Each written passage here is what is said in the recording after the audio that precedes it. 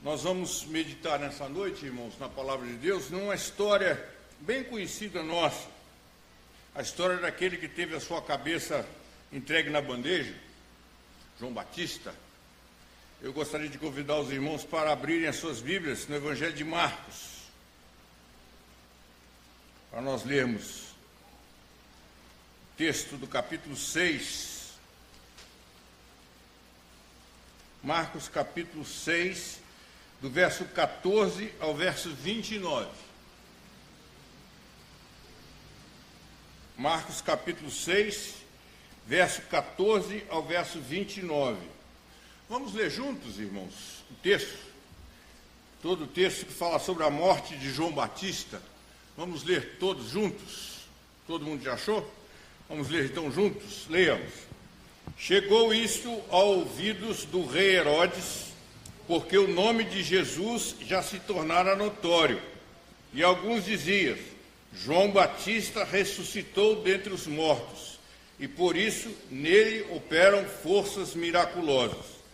Outros diziam: é Elias. Ainda outros: é profeta, como um dos profetas. Herodes, porém, ouvindo isso, disse: é João, a quem eu mandei decapitar, que ressurgiu. Porque o mesmo Herodes, por causa de Herodias, mulher de seu irmão Filipe, porquanto Herodes se casara com ela, mandara prender a João e atá-lo no cárcere. Pois João lhe dizia: não te é lícito possuir a mulher de teu irmão. E Herodes o odiava, querendo matá-lo, e não podia. Porque Herodes temia João, sabendo que era homem justo e santo, e o tinha em segurança. E quando o ouvia, ficava perplexo, escutando de boa mente. E chegando um dia favorável, em que Herodes, no seu aniversário natalício, dera um banquete aos seus dignatários, aos oficiais militares e aos principais da Galileia, entrou a filha de Herodias e, dançando, agradou a Herodes e aos seus convivas. Então disse o rei à jovem: pede-me o que quiseres, e eu te darei. E jurou-lhe: se pedires mesmo que seja metade do meu reino, eu te darei.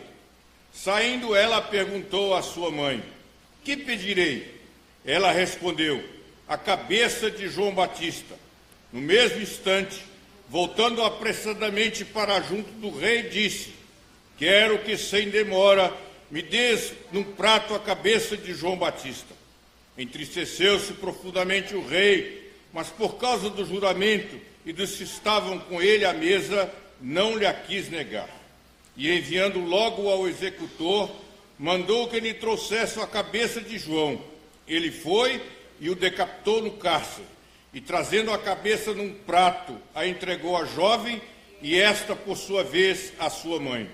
Os discípulos de João, logo que souberam disso, vieram, levaram-lhe o corpo e depositaram no túmulo.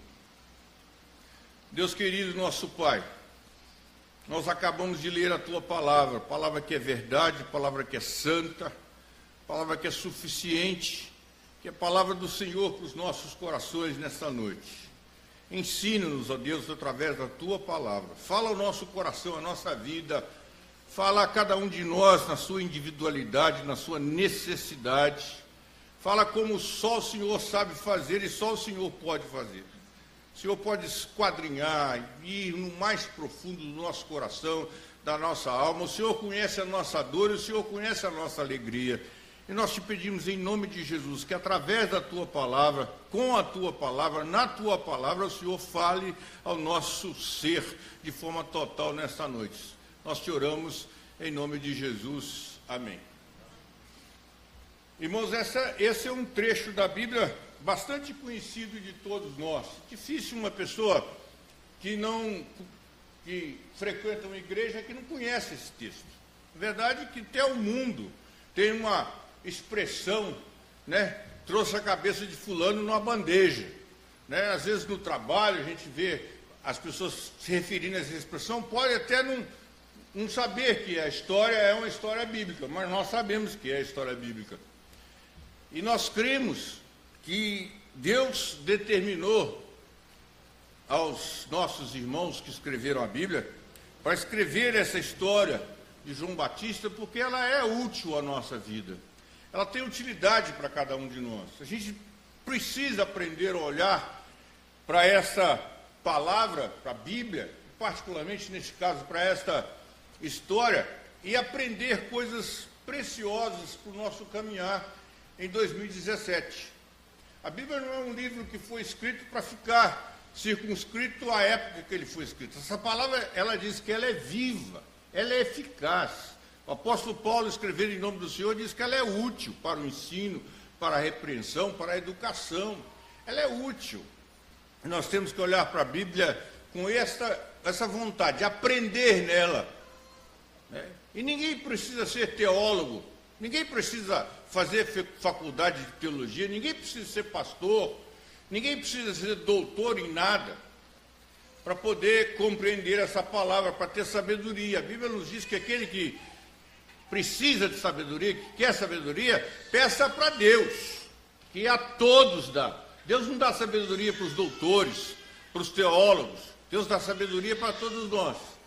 E a gente precisa aprender a olhar para a palavra de Deus com essa vontade de aprender, de receber dela orientação, sabedoria para a nossa vida. E eu queria convidar os irmãos, então, para nós olharmos para esse texto e aprendermos para as nossas vidas algumas lições muito preciosas. A primeira lição que eu gostaria de chamar aos irmãos é para nós admirarmos o poder da verdade sobre a consciência dos homens.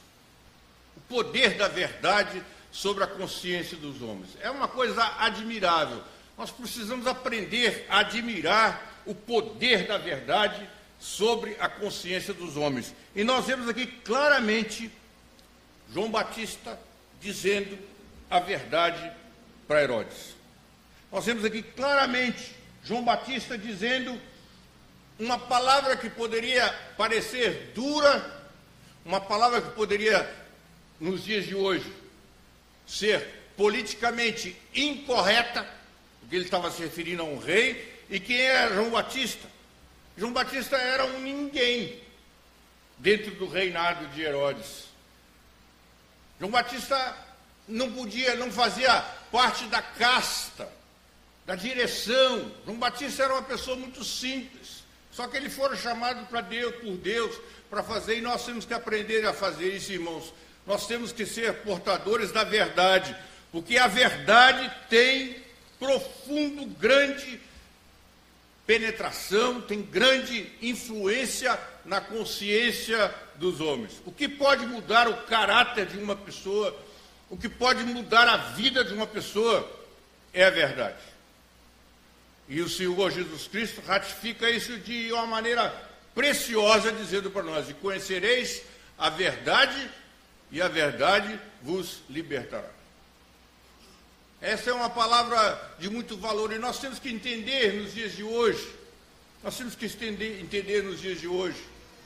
que nós não podemos ter medo, e não podemos ser politicamente corretos, tentando adocicar a verdade, que muitas vezes é amarga. E nós entendemos aqui João Batista falando a Herodes: não te é lícito possuir a mulher do teu irmão, Herodes. Você está errado, você está em pecado. E Herodes tem a sua consciência. E o texto que nós lemos diz que Herodes era doido para matar João Batista. Nós lemos aqui no versículo 19, dizendo: e Herodes o odiava, querendo matá-lo, mas não podia. Mas ao mesmo tempo que Herodes odiava João Batista e queria matá-lo, ele diz que ele temia João, por causa da palavra de João, sabendo que era homem justo e santo. Era homem justo e santo. Mas a verdade de João Batista, a palavra de João Batista, que é ratificada lá no livro de Levítico, e lá no livro de Levítico diz a palavra de Deus que o homem não tem o direito de desnudar a mulher do seu irmão. E Herodes estava ferindo E Herodes estava ultrajando o mandamento do Senhor expresso lá no livro de Levítico, capítulo 18. Está lá proclamando, está lá falando que não é lícito, não pode desnudar a mulher do teu irmão. E Herodes estava vivendo com sua cunhada, estava se prostituindo com a sua cunhada, e João Batista fala: não te é lícito possuir a mulher do teu irmão. Nós vemos outros exemplos da Bíblia, irmãos, como o caso do rei Agripa e sua esposa Berenice, quando foi levado diante da presença dele o apóstolo Paulo, e ele fala para Paulo assim: por pouco me persuades a me tornar um cristão. Atos capítulo 24. Por pouco me persuades a tornar um cristão.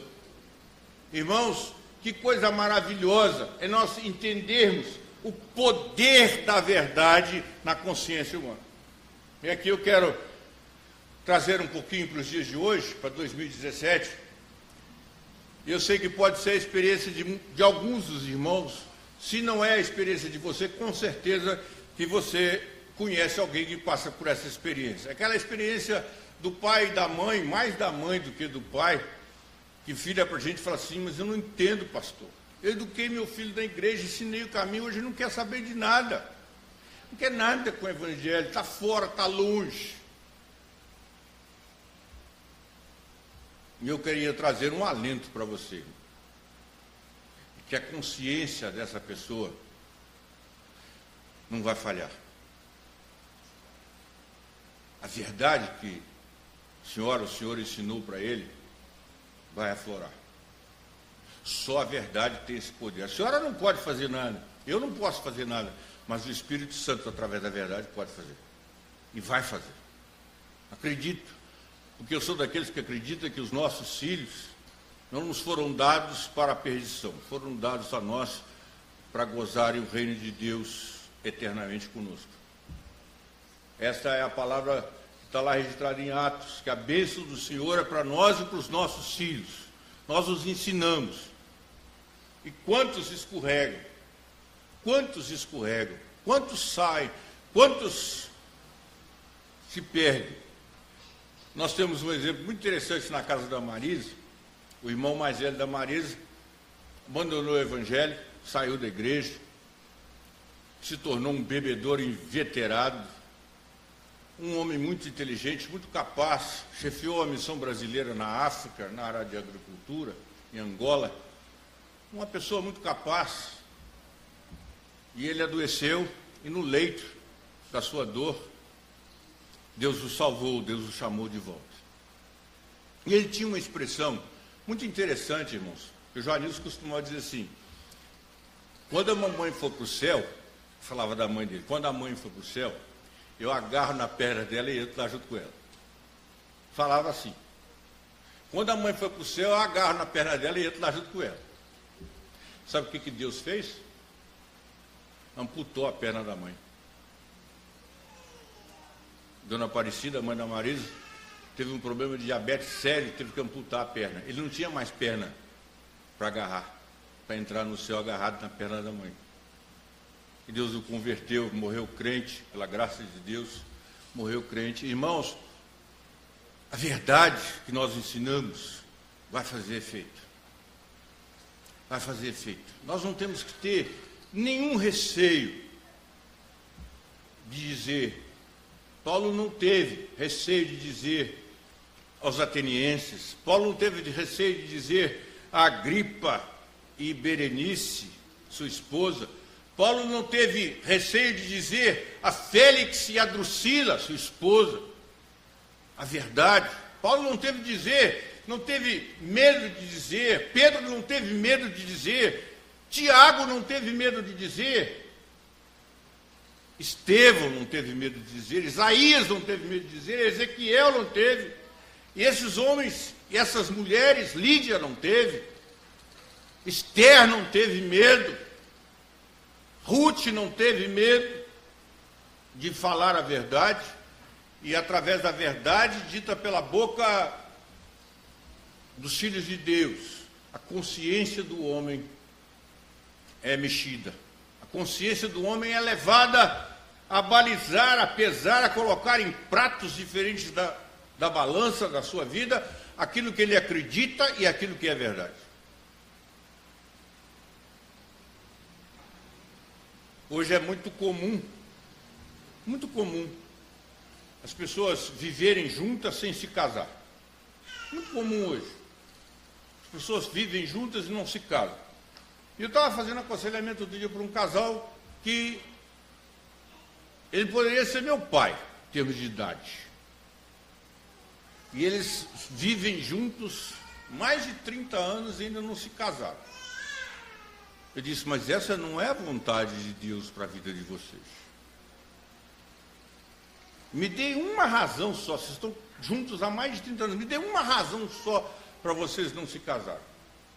E aquele casal ficou balançando, porque a verdade de Deus mexe na consciência das pessoas, até a capacidade. Então nós temos que usar a verdade, irmãos. Nós temos que falar a verdade, nós não podemos querer dar jeitinho e acertar, não, mas você tem que entender, né, pastor? Se eu vou falar com o governador do estado, eu tenho que medir minhas palavras. Não, irmão.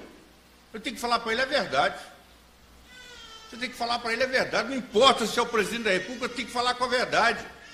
A verdade você tem que dizer para o seu filho, a verdade você tem que dizer para o seu cônjuge. A verdade é de Deus. E João Batista aqui, então, exprime a verdade de Deus para a vida de Herodes e Herodias, e disse, não te é lícito possuir a mulher do teu irmão. Irmãos, essa lição é muito preciosa para nós, e é muito válida para os dias de hoje. Muito válida para os dias de hoje. É válido para você, é válido para mim. Porque nós vivemos dias em que o grande lema, o grande tema da humanidade é ser politicamente correto. É falar aquilo que não ofende, é falar com doçura. Você chama a pessoa de querida, de amada e enfia a faca nas costas. E eu tenho dito como o mundo é hipócrita. Nós estamos vendo agora um exemplo muito grande do goleiro Bruno, que matou daquela forma tão triste a Elisa. E o Bruno foi condenado. Foi condenado a 22 anos de prisão. E a justiça o colocou em liberdade. E ele foi contratado por um clube lá do interior de Minas. E só porque ele foi contratado para jogar no time, todas as empresas que patrocinavam esse time tiraram o patrocínio da camisa. Que hipocrisia! Que hipocrisia!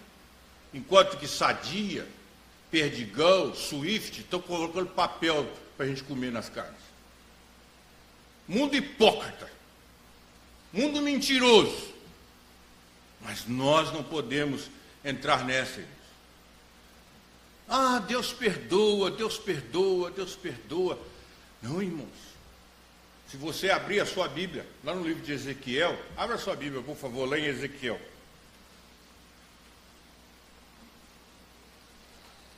É uma palavra muito séria. Ezequiel capítulo 2. Olha o que Deus disse para o profeta, que vale para você e vale para mim. Ezequiel capítulo 3, a partir do verso 18.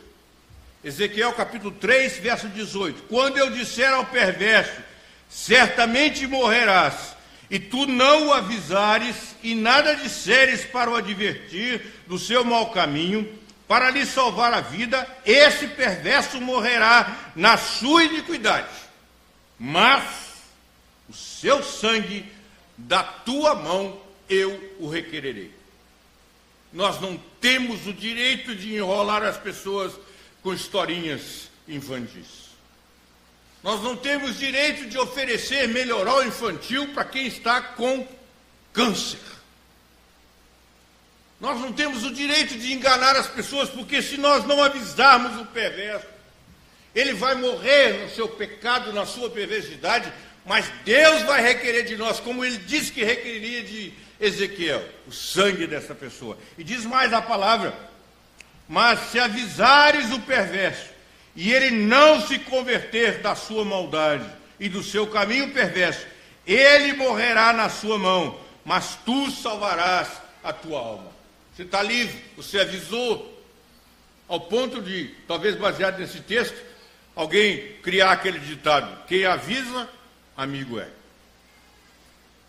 Quem avisa, amigo é. Nós temos que falar, irmãos, não podemos, e continua a palavra dizendo para nós aí em versículo 20, também quando o justo, está falando de nós, também quando o justo se desviar da sua justiça e fizer maldade, e eu puser diante dele um tropeço, ele morrerá, visto que não o avisaste, no seu pecado morrerá, e as suas justiças que praticara não serão lembradas, mas o seu sangue de tua mão o requererei. No entanto, se tu avisares o justo, para que não peque, e ele não peca, certamente viverá, porque ele foi avisado, e tu salvarás a tua alma. Não importa se é o perverso ou se é o justo, não importa se é meu filho, se é meu irmão, quem for, eu tenho que avisar, eu tenho que falar, e falar a verdade, irmãos, e falar a verdade, e falar aquilo que precisa, aquilo que é de Deus, não o que eu penso, não o que eu sinto, não o que eu creio, mas aquilo que a Bíblia diz que é verdade, nos relacionamentos, sejam eles relacionamentos profissionais ou relacionamentos pessoais, seja eu estar na igreja, estar no colégio, estar na faculdade, estar no trabalho, seja onde estiver, eu preciso ser pessoas da verdade, ao ponto do Senhor nos ensinar na sua palavra e dizer que seja o vosso falar o quê? Sim, sim, não, não. O que disso passar não é de Deus, é do maligno. Importante nós levarmos as pessoas à verdade. A verdade. E que verdade é essa, irmãos? A verdade é a palavra de Deus. A verdade não é um ensino de quem quer que seja, mas a verdade é a palavra de Deus. Se você tem acesso a essa palavra, eu tenho acesso a essa palavra, nós temos acesso a essa palavra, precisamos conhecê-la. A Bíblia fala que a Bíblia nos diz que a boca fala daquilo que o coração está cheio. Então nós temos que encher o nosso coração dessa palavra para poder levá-la como verdade a todas as pessoas. Levar a palavra. Levar a palavra de verdade. Essa é a primeira lição que nós precisamos aprender. Mas há uma segunda lição no texto aqui que nós precisamos observar. Que é possível sim uma pessoa se envolver de tal maneira com a religião e mesmo assim não alcançar a salvação em Jesus Cristo. Há uma expressão que tem enganado muita gente. E talvez você já tenha usado ou tenha ouvido essa expressão, que fala de pessoas que são amigas do Evangelho. Pessoas que são amigas do Evangelho. O Evangelho não veio a esse mundo, Jesus não morreu para fazer amigos do Evangelho. Jesus morreu e está lá escrito, lá embaixo, no cartaz que vocês colocaram lá, de Mateus capítulo 1, versículo 21, e o seu nome será Jesus, porque ele salvará o seu povo dos pecados. Jesus não fez amigos dessa forma, Jesus faz irmãos em Cristo. E ele próprio define a amizade quando ele diz, vós sereis meus amigos, se fizerdes o que eu vos mando. Essas pessoas não fazem, nós não podemos enganá-las. E as pessoas, vocês são amigos da igreja. Não, vocês são pecadores que vão para o inferno, se não aceitarem Jesus como Senhor e Salvador. Nós não podemos enganar as pessoas. O mundo está podre, irmãos. O mundo está fétido. O mundo está perdido. Quando a gente pensa que a Lava Jato está resolvendo alguma coisa, se ficar mais 10 anos aí não dá conta. Quando a gente pensa que está resolvendo alguma coisa, quinta-feira a Polícia Federal decreta a maior operação que ela já fez, maior que a Lava Jato. 1000 agentes foram para a rua. 1000 policiais federais foram cumprir um monte, quase 300 mandatos de apreensão, prisão coercitiva e etc, etc. Porque esse é o mundo. O Deus do mundo é o dinheiro. E pessoas que estão dentro da igreja, como aquele safado daquele Eduardo Cunha, dizendo-se crente e roubando o que está roubando o povo. E um governador do Rio fazendo o que está fazendo, o ex-governador do Rio, Sérgio Cabral. E pessoas que muitas vezes vêm na nossa igreja e nós chamamos para sentar aqui na frente.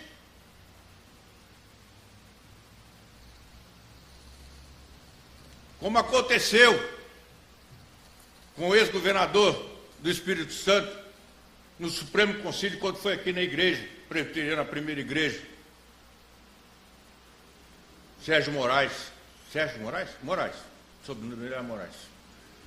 Que quando apresentaram o governo, os pastores, os presbíteros, todo o presbitério ficaram de pé e aplaudiram um prostituto. Todo mundo sabe que aquele homem tinha um monte de amante. E a igreja se coloca de pé para aplaudir isso.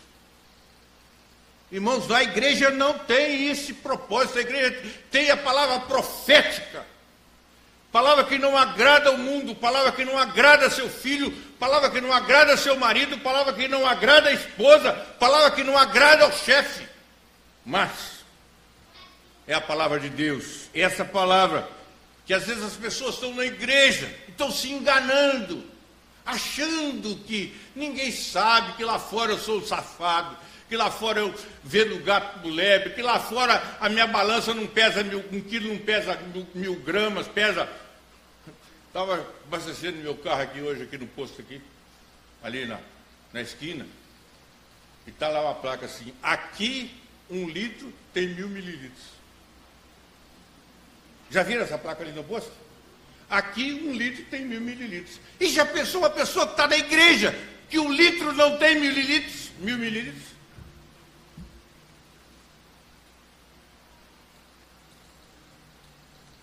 Irmãos, tem gente que está na igreja e está sendo enganado, está frequentando, está perto, como Herodes. Herodes ouvia João Batista, Herodes gostava de ouvir João Batista, Herodes tinha prazer em ouvir João Batista, mas Herodes está no inferno.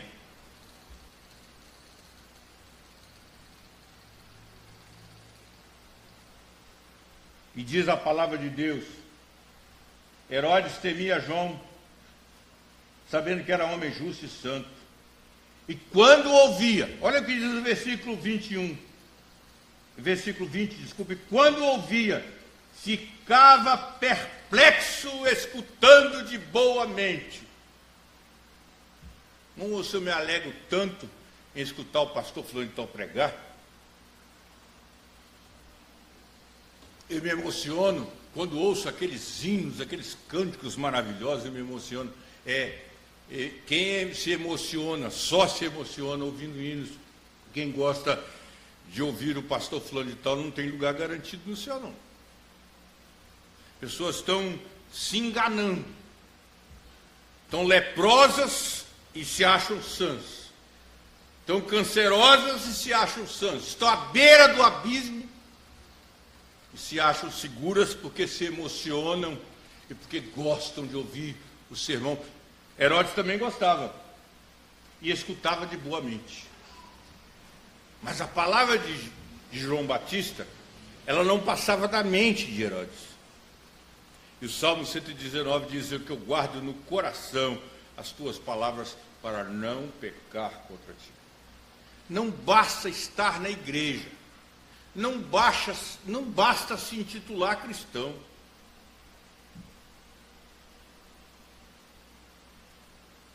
Agora, na premiação do Oscar, eu não vi não, mas diz que vale a pena ver. Quem leu o Brasil Presbiteriano último, inclusive, saiu lá.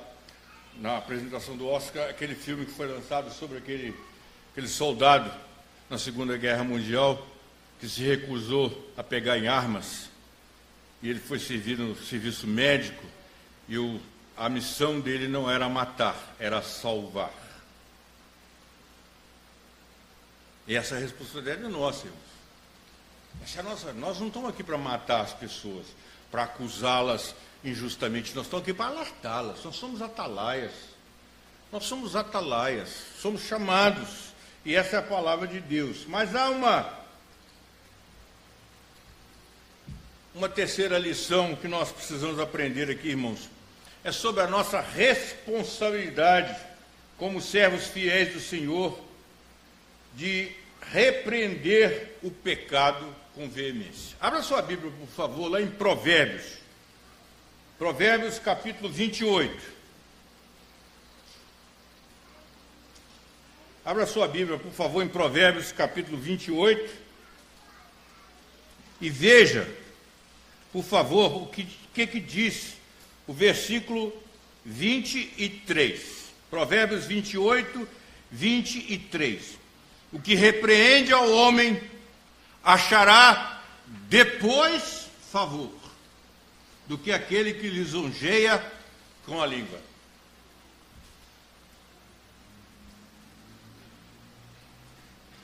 Meus irmãos, o que repreende o homem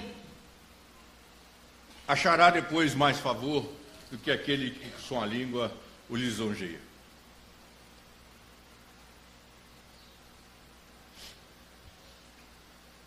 Nós precisamos de ter essa certeza de que quando nós repreendemos alguém do seu pecado, falamos alguém do seu pecado, a gente está levando vida a essa pessoa. Essa pessoa pode ficar com a gente, com raiva da gente, início, mas depois ela vai procurar a gente para agradecer, porque livrou-a da morte, livrou-a de viver uma vida longe de Deus, porque a palavra de Deus diz que o nosso pecado faz essa separação entre nós e o nosso Deus. É como se construíssemos um muro e Deus estivesse do lado de lá e nós do lado de cá. Como se fosse o muro de Berlim. Esse muro precisa ser derrubado, mas cabe a nós repreendermos as pessoas com veemência no seu pecado. Não tente passar a mão na cabeça, irmão. Não tente carregar água na peneira, como nós costumamos dizer por aí. Não trate as pessoas de maneira errada. Elas precisam de médico. Os sãos não precisam. Os doentes, sim. Os pecadores, sim. Precisam da bênção de Deus nas suas vidas. Precisam da correção de Deus nas suas vidas, precisam reconhecer o seu estado de pecado. Eu estava contando domingo passado na igreja que eu estava pregando, que eu fui pregar numa igreja de ricos, né? E tem esse negócio, né? Igreja de rico, né? Tem esse negócio de igreja de rico. Eu fui pregar na igreja de rico e muito grande. E eu apontei o dedo para um presbítero assim e falei: o irmão sabe que o irmão é pecador? Mas o cara olhou para mim com uma cara ruim, que eu chamei de pecador.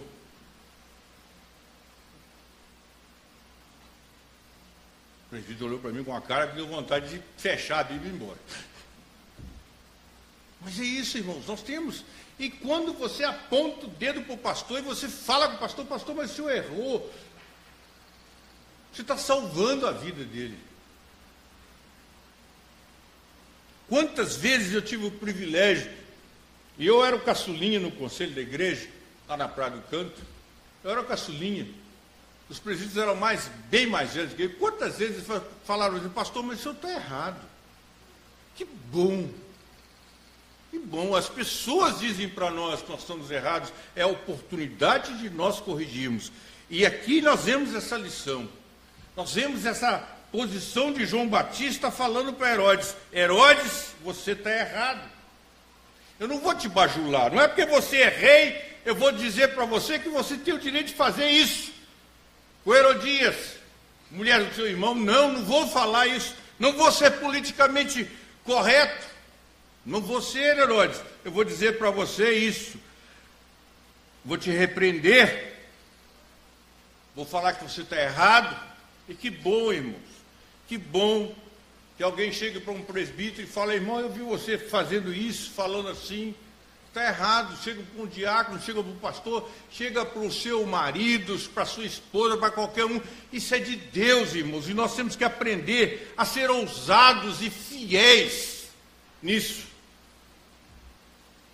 Eu falo que na igreja nós temos que ter cuidado, porque a gente pisa em ovos. Pisa em ovos.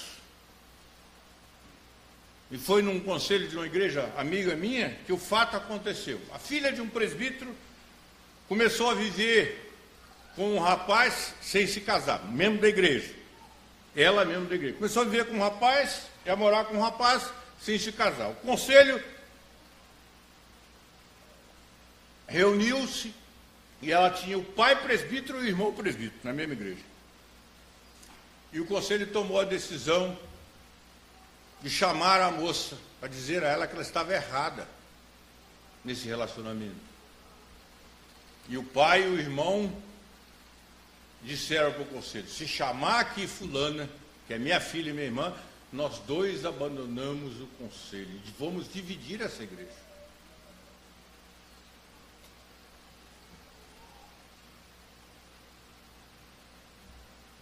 Irmãos, eu vivi uma experiência, nós fizemos uma experiência em Bragança Paulista, quando nós frequentamos a igreja em Bragança Paulista, foi a coisa mais linda de Deus que nós vivemos.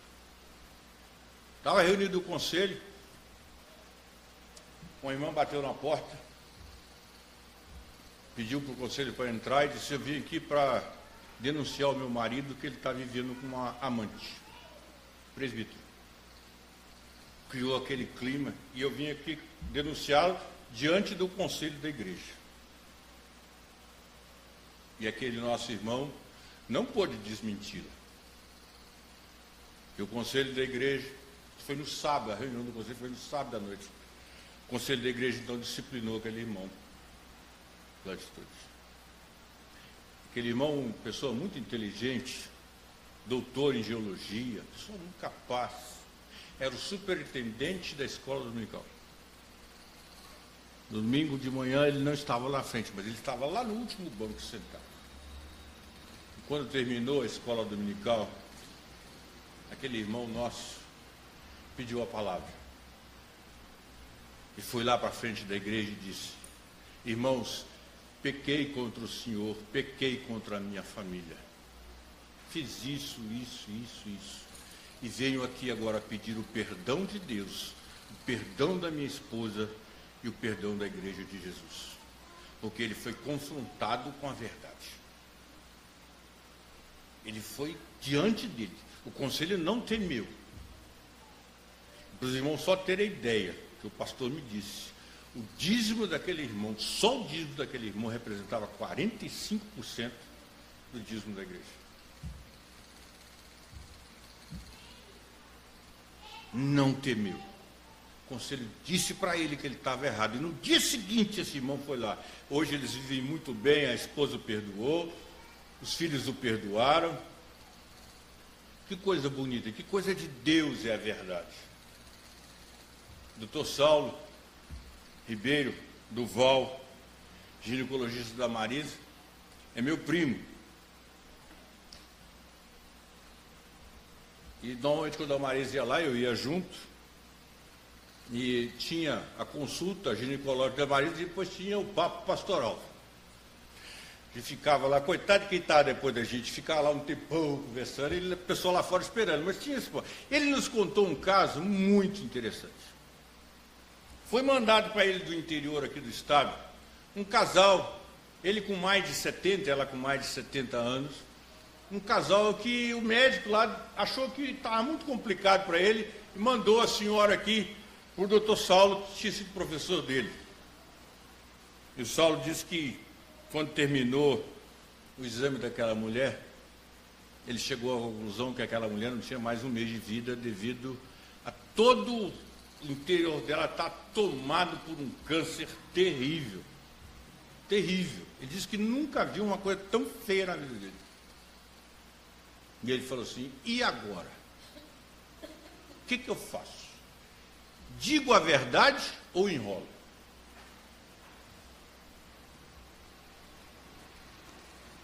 E ele diz que, naquele momento, Deus falou para ele sobre a verdade. E Deus disse para ele, lembrando das palavras escritas na Bíblia, ele lembrou que ele não podia falar, a não ser a verdade, falar a verdade em amor, mas falar a verdade. Ele colocou aquele casal sentado na frente da sua mesa assim, e contou a história toda para o casal. E à medida que ele ia contando a história, diz que o olho do velhinho ia chorando e parecia lágrimas, até que o velhinho interrompeu ficou de pé, pegou aquela senhora pelas duas mãos, a sua esposa, a levantou, deu um beijo na testa dela e disse para ela essas palavras: querida, não importa, todo o tempo que nós vivemos juntos valeu a pena. É isso que a verdade faz valer a pena, porque a verdade é Cristo. Ele não diz lá em João 14,6, eu sou o caminho, a verdade e a vida. Ele é o caminho, mas não só o caminho onde há vida. E a vida vem pela verdade. E a vida vem pela verdade. Irmãos, que coisa maravilhosa é nós, como servos do Senhor, sermos ousados na repreensão do pecado. Tem alguém entre nós em pecado, você sabe. Se você não o repreender, Deus vai te cobrar o sangue dele. Coisa preciosa, quando a gente olha para esse texto aqui e aprende. Mas uma lição também que nós temos que aprender é que, de uma maneira muito amarga, muitas pessoas odeiam os servos do Senhor porque eles são repreendidos por eles. Porque eles resolveram que não vão abandonar o seu pecado. Essas pessoas odeiam-nos. Se possível, como Herodes, querem matar-nos. Porque essas pessoas amam o pecado. É o exemplo clássico de Herodias. Herodias, então, diz à sua filha: a cabeça de João Batista num prato, porque João Batista está me repreendendo. E ele não pode fazer. Quem é João Batista para falar comigo? Quem é João Batista para querer me ensinar o que é certo e o que é errado? Quem é João Batista? E há pessoas que não querem abandonar o seu pecado, e porque não querem abandonar o seu pecado, odeiam os que os repreendem. Odeiam os que se repreendem. Irmãos, isso é muito sério. Isso não aconteceu só com João Batista, não. Aconteceu também com o profeta Elias. Vocês lembram? Com o profeta Elias? Abra sua Bíblia, por favor, no primeiro livro de Reis, capítulo 18. Primeiro Reis, capítulo 18.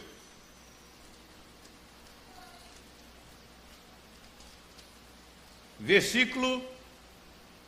Primeiro Reis 18, versículo 17.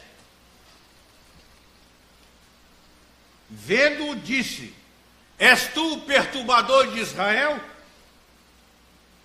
Respondeu Elias: eu não tenho perturbado Israel, mas tu e a casa de teu pai, porque deixaste os mandamentos do Senhor e seguistes aos Baalins. Ora, você vai cuidar da sua vida e deixa que a minha resolveu. Quando você vai falar com as pessoas do seu erro, muitas vezes nós somos obrigados a ouvir isso. Vai cuidar da sua vida.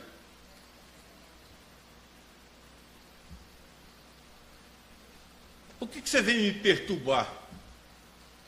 Até parece que você é um santo. Até parece que você não peca. Até parece. As pessoas muitas vezes dizem umas às outras, dentro da igreja. Está lembrado que Jesus falou? Você quer soprar o cisco no meu olho, você está com a baita de uma trava na sua? Em vez disso, irmãos, nós devemos ficar gratos. Gratos. Não querer adular, não querer adocicar, não querer acariciar o pecado que está em nós. Se alguém chega para nós e fala assim: meu irmão, isso que você está fazendo é pecado. Graças a Deus, porque alguém me repreende e fala comigo que eu estou em pecado, porque eu preciso confessar esse pecado, deixar esse pecado para alcançar misericórdia de Deus na minha vida. Mas existem pessoas que vão nos odiar. Vão nos odiar. Porque nós a repreendemos.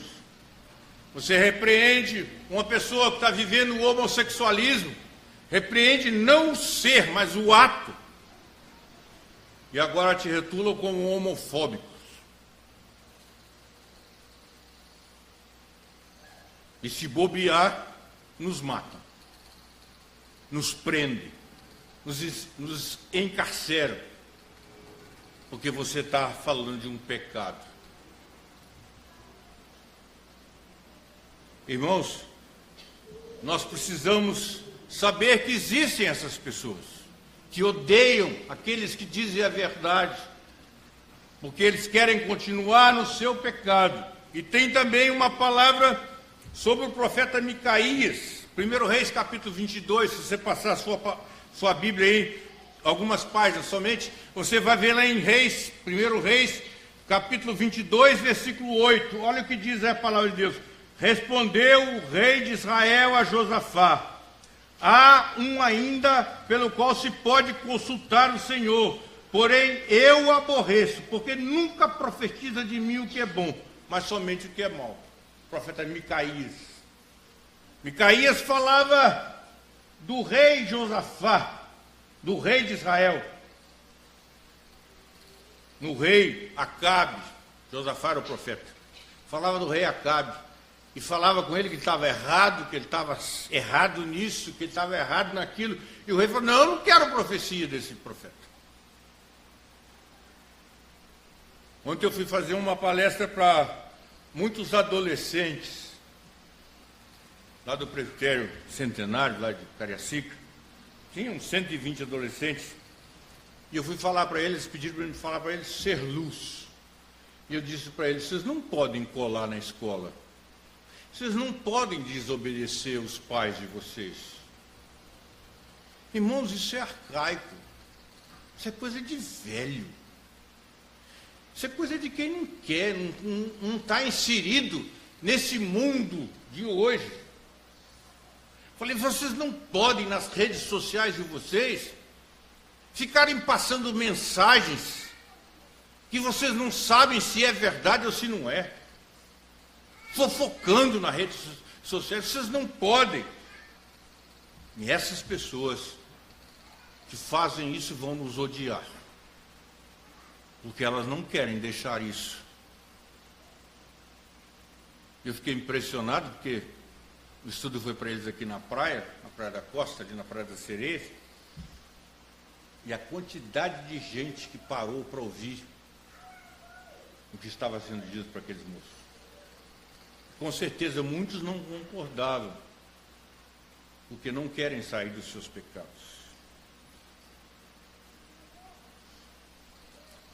Irmãos, esse texto nos alerta para uma próxima lição que é muito preciosa. Cuidado com as festas.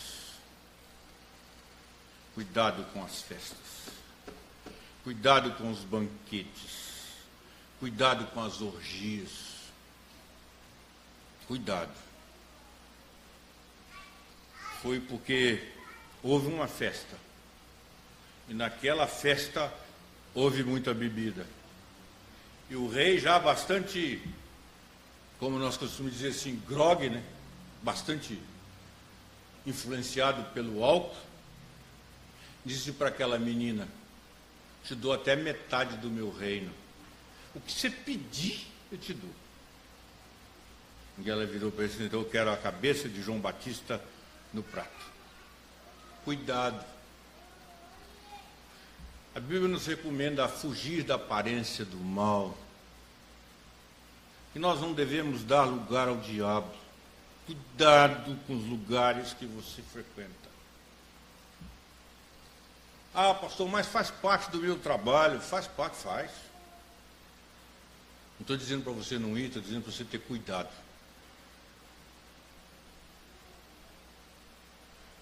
Eu estava passando ali perto do antigo Carrefour, agora supermercado OK, na Reta da Penha. Essa semana, estava indo levar a nossa filha no trabalho, ela trabalha na UFS, estava indo levar lá. E veio um casal, um rapaz e uma moça, com aquele copinho pedindo moeda para os calouros lá, toda pintada. E eu comentei com a minha filha, lembrei da época que eu fui calouro, na escola de engenharia. em que um dos veteranos chegou com uma garrafa de cachaça para mim e falou assim: bebe. Eu falei: não vou beber, não bebo. Bebe porque eu estou mandando. Você é calouro burro e eu sou veterano. Você tem que me obedecer. Eu falei: não bebo. E não vou beber. Aos lugares que nós frequentamos, aonde nós vamos, o que fazemos, cuidado com essas ofertas. E oferece um pedacinho. E eu lembro, irmãos, eu digo isso e conto, o esporte que eu mais gosto de praticar é sinuca. Gosto de jogar uma sinuquinha, mas vocês não vão achar nada bom me ver ali no bar da esquina jogando sinuca, né? Não vai ser um bom testemunho. E se eu estiver tomando guaraná, então vai ser complicado. Vocês vão pensar que eu estou tomando cerveja. Eu gosto. Parei por causa do testemunho. Mas eu me lembro que quando nós fazíamos a faculdade de engenharia, nós tínhamos um campeonato na escola de engenharia de sinuca. E a gente estudava com muita dificuldade financeira, as dificuldades. Nós éramos 105 alunos, para os irmãos terem ideia, nós éramos 105 alunos na escola, na mesma turma, só tinha um que tinha carro. Só tinha um carro na turma. E a gente às vezes ia lá disputar a partida de sinuca, tinha um colega, o apelido dele era Carecão, morreu aqui em Vitória num acidente aéreo. Ele era piloto, e o avião bimotor dele caiu ali. Chegando no aeroporto, ele morreu ali.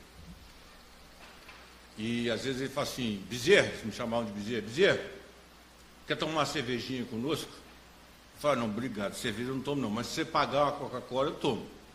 Eu falo: Coca-Cola não pago não, só pago cerveja. É o ambiente. É onde nós vamos, e se nós não formos com firmeza, querendo ser luz, nós vamos entrar em lugares como estava essa festa, em que todas as coisas são lícitas, tudo pode, tudo é permissivo, e nós temos que ter cuidado com isso, irmãos. Cuidado com as festas. Irmãos, eu vou dizer para vocês com um coração muito sincero: cuidado com as festas que nós oferecemos em casa. Não ofereça bebida alcoólica na sua casa. Não ofereça. Não estou dizendo nem para você não usar. Porque se eu disser para você não usar vinho, não tomar um copozinho de vinho, eu vou estar sendo contra a Bíblia. Mas não ofereça. Que o vinho seja para você remédio, não para você oferecer para mim. Apesar de que eu preciso tomar também, porque eu sou ruim do coração. Não tomo. Meu médico vive falando comigo: pastor, mas eu tem problema eu tomar um copozinho de vinho, vai fazer bem para o seu coração. Eu falo: querido, eu estou tomando, não consigo tomar. Casamentos de crentes regados a uísque. Vai na igreja, ofertar culto a Deus, vai para a festa, uísque, mais uísque, cerveja, mais cerveja nas mesas. Não, irmão, cuidado. Cuidado com o que nós estamos fazendo, participando dessas festas.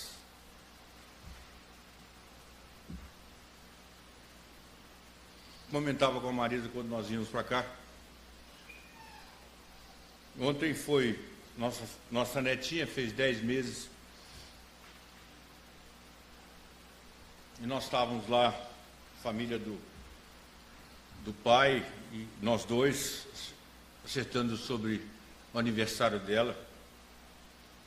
E eu achei muito interessante, porque eles são católicos, a família do Mateus é uma família muito católica. E a avó paterna virou-se para o avô paterno e falou assim: e você calcula quantos refrigerantes vão ser necessários?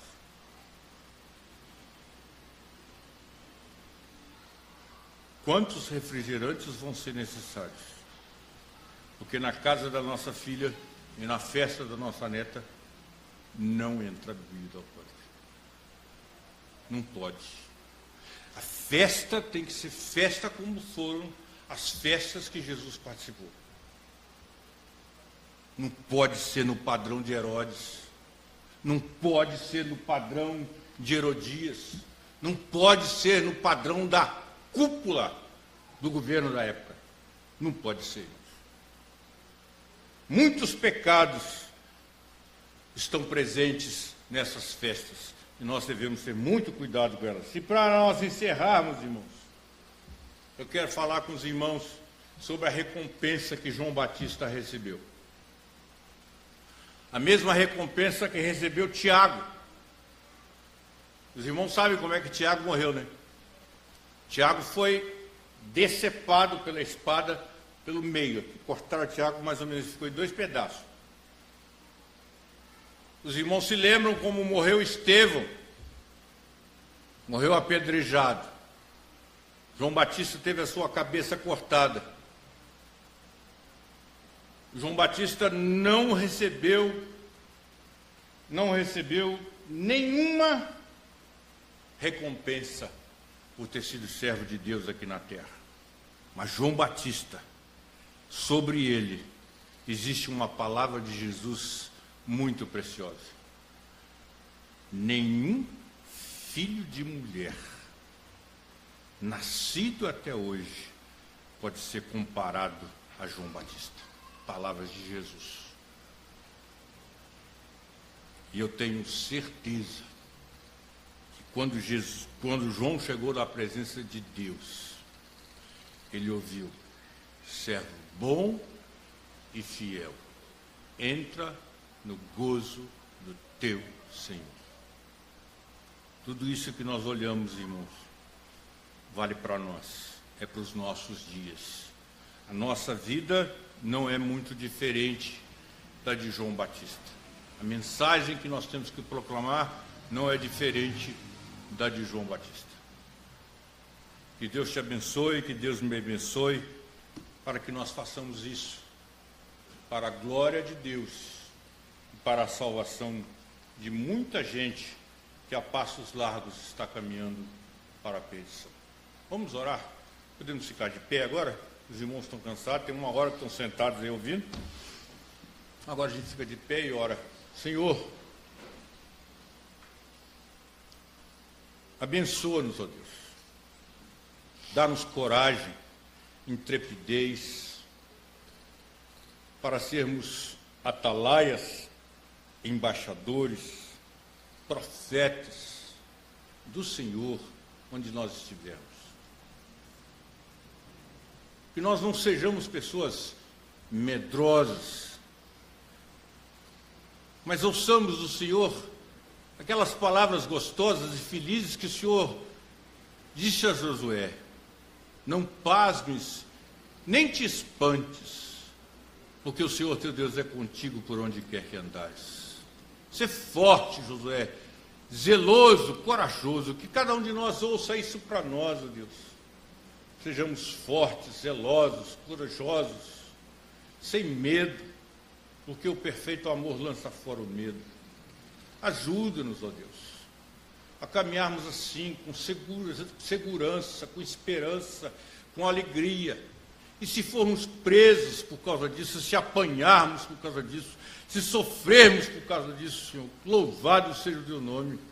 A recompensa que vamos receber é a glória, é a vida eterna, é a vida onde não há chicote, onde não há prisão, mas onde há abundância de vida. Não sei, Senhor, o que o Senhor tem preparado para cada um de nós. Somos indivíduos, somos pessoas, somos diferentes, mas nas nossas diferenças e nas nossas pessoalidades, nós temos responsabilidade de anunciar a Cristo e esse crucificado. Ajuda-nos a fazer isso, Senhor. Nós te pedimos em nome de Jesus. Amém.